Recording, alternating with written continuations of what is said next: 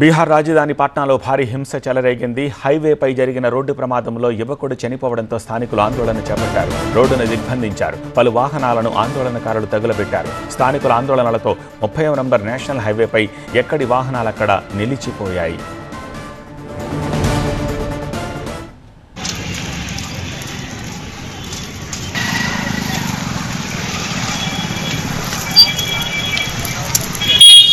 సంఘటనా స్థలానికి పోలీసులు చేరుకున్నారు. అయితే ఆందోళనకారులు పోలీసులపై రాళ్ల దాడికి దిగడంతో పరిస్థితి అదుపు తప్పింది. పరిస్థితిని అదుపు చేయడానికి పోలీసులు లాఠీచార్జ్ చేశారు. 3 పోలీస్ వాహనాలను కూడా ఆందోళనకారులు తగులబెట్టారు. రాళ్ల దాడిలో పోలీసులకు గాయాలయ్యాయి.